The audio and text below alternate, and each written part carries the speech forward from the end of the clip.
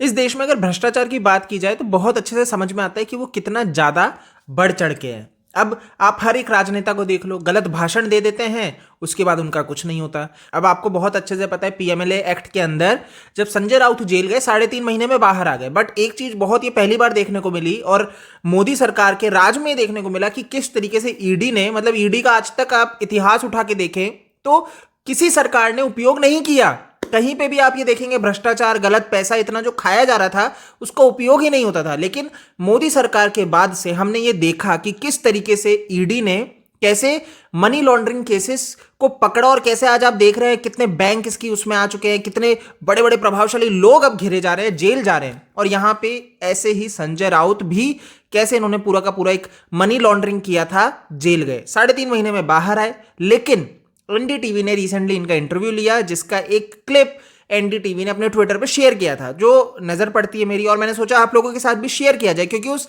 Interview clip के देखने के बाद मुझे काफी हंसी आई और मुझे दया आई। क्यों? क्योंकि आपको बहुत अच्छे से ध्यान होगा कि ये वही संजय राउत है जो पहले ये कहते थे कि मक्खी की तरह मसल देंगे, और आज इनकी स्थिति ये हो चुकी है कि अब इन्हें याद नहीं रह रहा, इनकी याददाश्त कमजोर हो चुकी है, भूल चुके हैं। अब ऐसा मैं क्यों कह रहा हूं, एक बार इस क्लिप को आप देख लीजिए।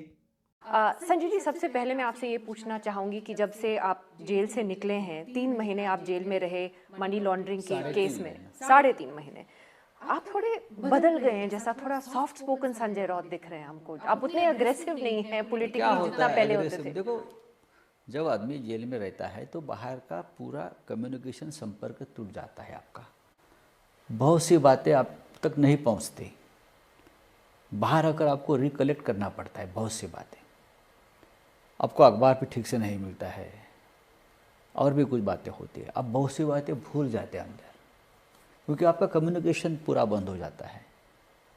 आपको आपके घर के लोगों के नाम भी याद नहीं आते हैं, बहुत बार सोचना पड़ता है,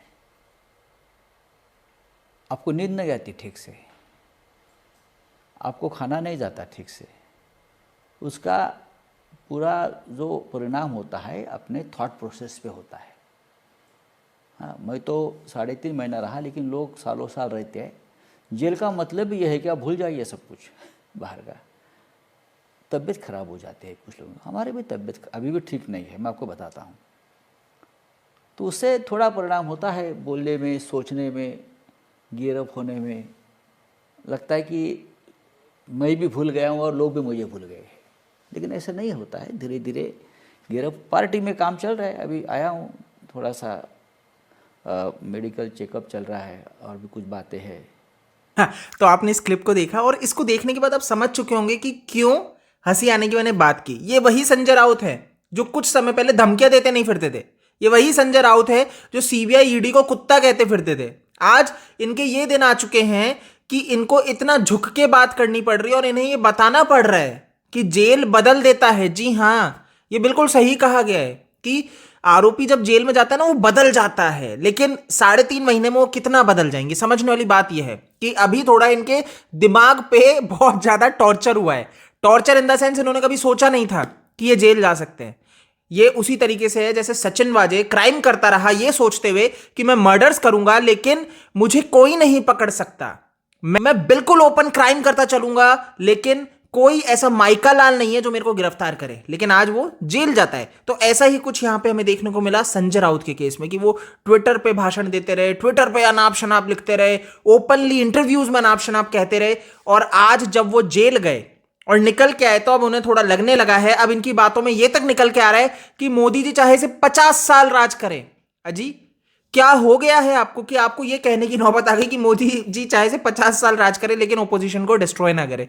चलिए जी, समझ में आ रहा है कि आप किस तरीके से गलत काम करते रहना चाहते हैं। आप चाहते हैं करप्शन होता रहे लेकिन आप हमें गिरफ्तार मत करिए और सिंपल आप बैठे रहिए। अब ये वो वाली चीज आ चुकी है। तो मैंने हर बार से एक चीज कही है कि ये जो बड़े बड़े पॉलिटिशियंस हैं ना, जो करप्शन, गलत चीजें करते हैं, गलत लोगों को फायदा पहुंचाते हैं, खुद अपने आप को फायदा पहुंचाते हैं, ये सिर्फ अंत में तालमेल बना लेना चाहते हैं। ये सोचते हैं कि एक साथ एक दूसरे को फायदा पहुंचाते रहे और आम जनता के पैसों उसको लूटते रहे। यही तो है पूरा, यही तो ये लोग करते हैं।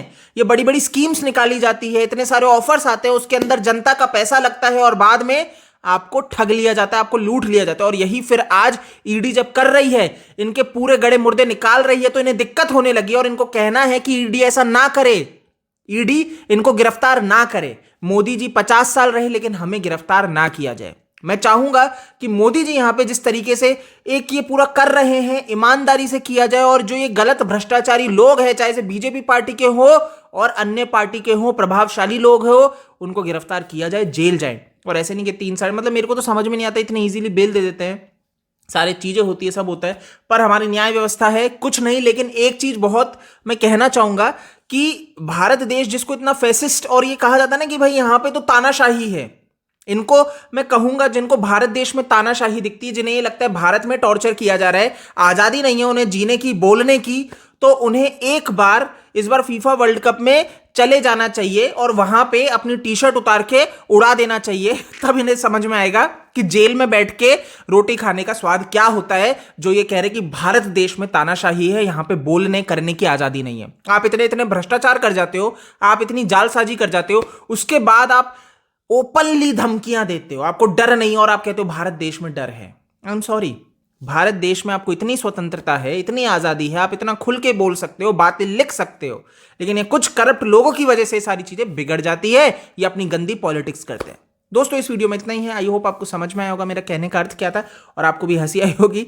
आखिर बेचारे संजय राउत आखिर किस स्तर पे आ चुके हैं, और कहां उद्धव ठाकरे के पीछे से पागल थे और आज कहां आ चुके हैं। चलिए समय बताएगा कि इनका क्या होता है। बाकी इस वीडियो में इतना ही है। जय हिंद।